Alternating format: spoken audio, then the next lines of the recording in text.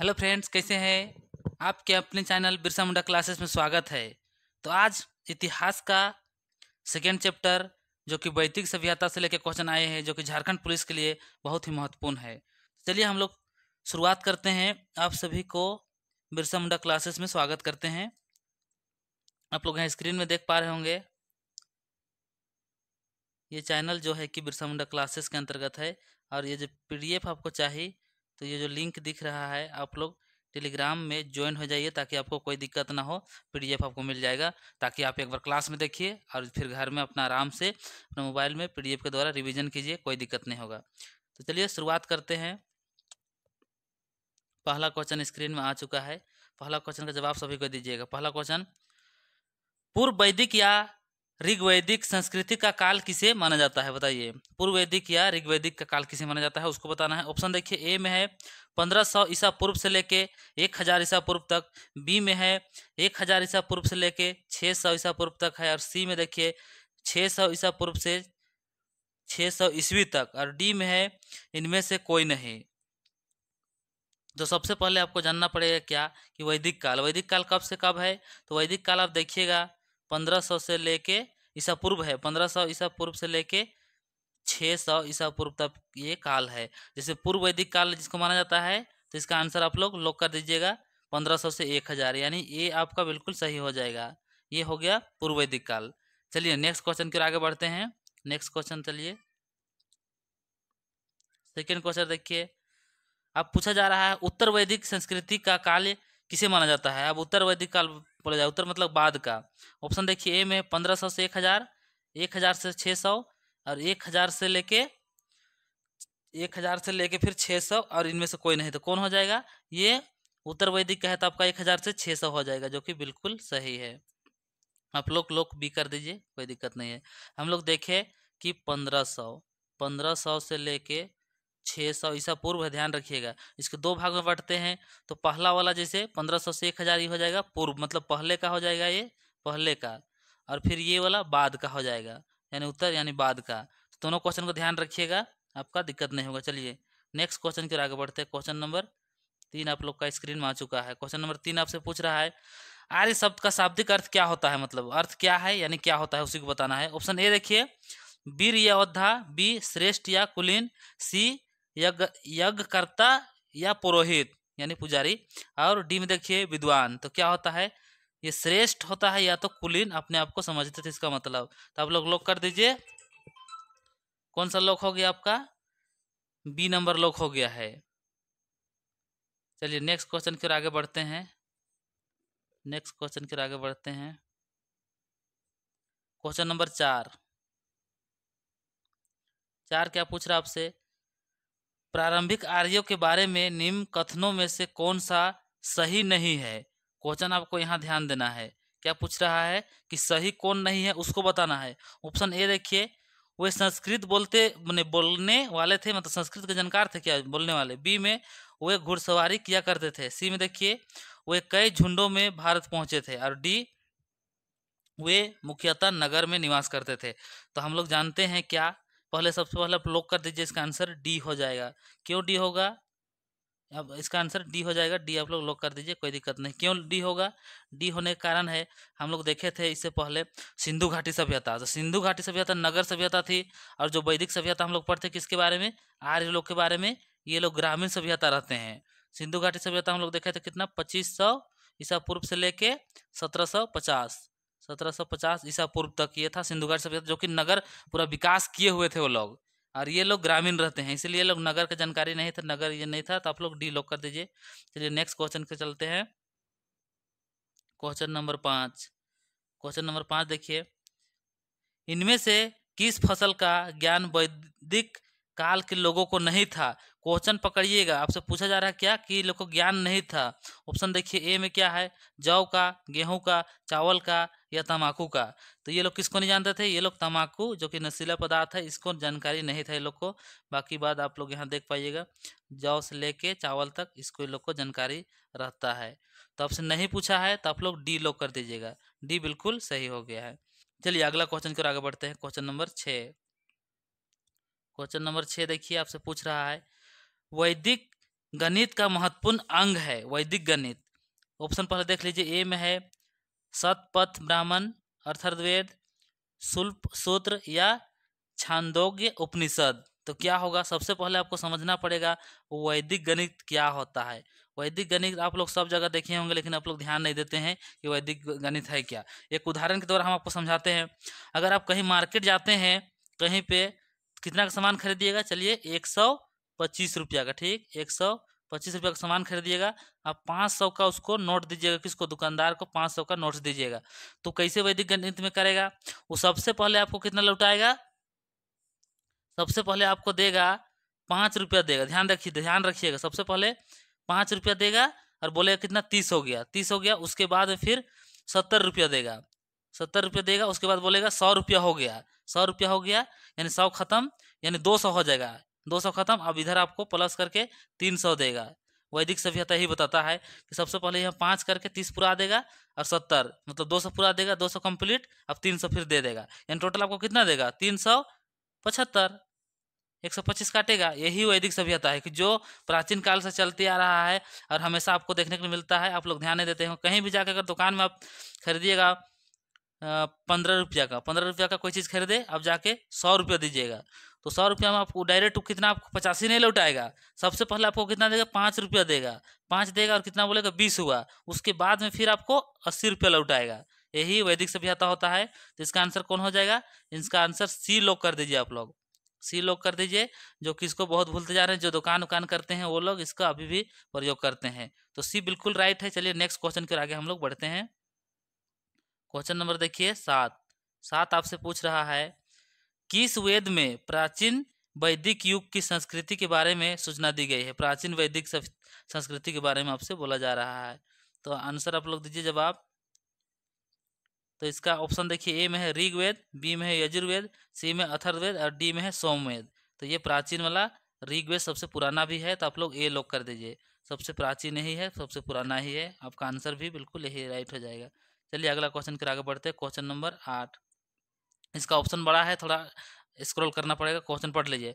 उत्तर वैदिक काल में लिखे ग्रंथों का सही क्रम कौन सा है, सही क्रम आपको समझाना है। सबसे पहले देखिए, ए में है वेद, ब्राह्मण, आरण्य, उपनिषद। बी है वेद, उपनिषद, ब्राह्मण और आरण्य है। और सी में देखिए, सी और डी, सी में पहले देख लीजिए, उपनिषद, वेद, ब्राह्मण और आरण्य। और डी में आप लोग पाइएगा वेद, आरण्य, ब्राह्मण और उपनिषद। तो इसका आंसर कौन सा हो जाएगा, इसका आंसर आप लोग ए बिल्कुल लॉक कर दीजिए, जो कि ये आपका बिल्कुल हो जाता है। सबसे पहले वेद, वेद के बाद में कौन आया, उसको ब्राह्मण, आरण्य और उपनिषद। तो ये आप लोग के ध्यान रखिएगा, ये सब क्वेश्चन नोट्स कर लीजिएगा, इंपॉर्टेंट क्वेश्चन है। चलिए नेक्स्ट क्वेश्चन के आगे बढ़ते हैं। क्वेश्चन नंबर देखिए, क्वेश्चन नंबर 9 आ चुका है स्क्रीन में। क्वेश्चन नंबर 9 पूछ रहा है, वेदों की संख्या कितनी है, बताइए। ऑप्शन ए है 2, ऑप्शन बी है 3, ऑप्शन सी है 4, ऑप्शन डी है 5। तो आप सभी को पता होगा वेद कितने हैं, हम लोग वेद 4 है। तो आप लोग कर दीजिए सी को, सी को लॉक कर दीजिए। चलिए नेक्स्ट क्वेश्चन में आप लोग को देखने के लिए मिलेगा चारों वेद के बारे में, चारों वेद जो कि यहाँ पे देखने के लिए मिल रहा है। ये क्वेश्चन लंबा है, पहले क्वेश्चन देखिए, उसके बाद आगे हम लोग इसको करेंगे। ऑप्शन देखिए, कौन से 3 वेद संयुक्त रूप से त्रयी या तो वेद त्रयी कहलाते हैं। क्वेश्चन ध्यान से पकड़िए, क्वेश्चन आपसे यहाँ से बन रहा है, क्या त्रयी या तो वेद त्रयी बोला जाता है। 300 वेद, कौन कौन को वेद को बोला जाता है उसको बताना है। पहला ऑप्शन देखिए ऋग्वेद, यजुर्वेद और सोमवेद। बी में देखिए ऋग्वेद, यजुर्वेद और अथर्ववेद। सी में देखिए ऋग्वेद, सामवेद और अथर्ववेद। डी आपका नीचे छिप गया है, तो इसका आंसर कौन सा हो जाएगा, इसका आंसर ए हो जाएगा। तो पहले ए लोग कर लीजिए, उसके बाद हम लोग आगे बढ़ेंगे, आपको समझाते हैं पहले। अच्छा, त्रयी या वेद त्रयी क्या होता है, तो इसका अर्थ होता है, कहने का मतलब ये जो ऋषि मुनि के लिए था। और एक जो हम लोग देखते हैं अथर्ववेद, जो कि यहाँ देख पा रहे होंगे, अथर्ववेद ये सामाजिक आम जनता का वेद रहता है, इसीलिए इसको शामिल नहीं किया जाता है। तो आप लोग ए लोग कर दीजिए। डी का ऑप्शन भी देख लीजिए, डी का ऑप्शन देखिए, यहाँ पर थे यजुर्वेद, सामवेद और अथर्ववेद था, जो कि आंसर नहीं होगा, ये आप लोग कर दीजिए। चलिए अगला क्वेश्चन के आगे बढ़िए। क्वेश्चन नंबर 11, क्वेश्चन नंबर 11, चलिए जवाब दीजिए। क्वेश्चन देखिए आपसे पूछ रहा है, भारत के राज्य चिन्ह में प्रयुक्त होने वाले शब्द कौन सा शब्द है। शब्द को पहले देख लीजिए आप लोग, उसके बाद में आप लोग जवाब दीजिए। सत्य में जयते किस उपनिषद से लिए गए हैं? ऑप्शन देखिए, ए में है आपका मुंडक, बी मुंडन उपनिषद सॉरी, बी में है कंठ उपनिषद, सी में है ईर्ष और डी में है बृहदारण्यक। तो कौन सा होगा? ये मुंडक हो जाएगा। जितने कोई ए के साथ जा रहे लोग कर रहे हैं बिल्कुल सही है, आप लोग का बिल्कुल आंसर राइट है। चलिए आगे बढ़िए, नेक्स्ट क्वेश्चन की ओर आगे बढ़िए। क्वेश्चन नंबर 12 देखिए, ऋग वैदिक आर्यों का मुख्य व्यवसाय क्या था? ऋग वैदिक में जो आर्य लोग थे वो लोग का मुख्य व्यवसाय क्या था? आपको उसी का जवाब देना। ऑप्शन देखिए, कृषि, पशुपालन, या तो शिक्षा, या तो व्यवसाय। क्या होगा आंसर बताइए। चलिए सभी को कोशिश कीजिए इसका जवाब देने का। देखिए आर्य लोग आए थे, वो लोग अपने साथ घोड़ा उड़ा लेके, और वो लोग का मुख्य जीवन यापन साधन क्या था? वो लोग का साधन था पशु, यानी गाय से दूध पी के वो लोग रहते थे। कृषि क्यों नहीं था? क्योंकि लोग बाहर से आए थे, तो हम लोग का जर जमीन था ही नहीं, तो कहाँ से कृषि करेंगे? तो इसीलिए आप लोग बिल्कुल मारिए कौन सा, बी को लॉक कर दीजिएगा, वो लोग का पशुपालन था। चलिए नेक्स्ट क्वेश्चन की ओर आगे बढ़ते हैं। क्वेश्चन नंबर 13 देखिए, भारतीय संगीत का आदि ग्रंथ कहा जाता है, किसको बोला जाता है भारतीय संगीत का आदि ग्रंथ? ऋग्वेद को, उपनिषद को, यजुर्वेद को, सामवेद को? किसको बोला जाता है? तो भारत में संगीत का जन्मदाता बोलिए या आदि ग्रंथ सामवेद को बोला जाता है। तो आप लोग लॉक कर दीजिएगा इसको, सामवेद को। जनक भी बोला जाता है, ध्यान रखिएगा। चलिए नेक्स्ट क्वेश्चन के आगे बढ़ते हैं। क्वेश्चन नंबर 14 आ गया है, प्रथम विधि निर्माता कौन है? मनु, चाणक्य? पहला में देखिए, मनु है, चाणक्य है, चंद्रगुप्त है और सेल्यूकस है। तो कौन सा आंसर हो जाएगा? आप लोग लॉक कर दीजिए, ये इसका बिल्कुल राइट हो जाएगा। क्यों राइट हो जाएगा? क्योंकि पहला विधि लिखने काम करते हैं। और आधुनिक भारत का किसको बोला जाता है? डॉक्टर बी आर अम्बेडकर को बोला जाता है, ध्यान रखिएगा। आधुनिक भारत का विधिवता किसको बोला जाता है? डॉक्टर बी आर अम्बेडकर को बोला जाता है, ये पूछेगा। ये चाणक्य कौन थे? ये चाणक्य थे चंद्रगुप्त का प्रधानमंत्री, जो कि अर्थशास्त्र बुक लिखे हैं। ये चंद्रगुप्त का प्रधानमंत्री रहते हैं। अर्थशास्त्र जो है उनको बुक को इन्हीं के द्वारा लिखा गया है। सेल्यूकस ये रहते हैं सिकंदर महान का सेनापति। चंद्रगुप्त जानते हैं जो कि चाणक्य का राजा रहते हैं। चलिए अगला क्वेश्चन के आगे बढ़ते हैं। Question number 15। क्वेश्चन नंबर देखिए 15 आपसे क्या पूछ रहा है, कृष्ण भक्ति का प्रथम और प्रधान ग्रंथ कौन सा है? बताइए। कृष्ण भक्ति का महाभारत, श्रीमद् भगवत गीता, या तो गीत गोविंद, इनमें से कोई नहीं। तो कौन सा होगा? ये आप बिल्कुल लॉक कर दीजिए किसको? श्रीमद् भगवत गीता को। आप लोग देख रहे हैं ए नंबर में क्या है? महाभारत। इसका रचयिता कौन रहते हैं?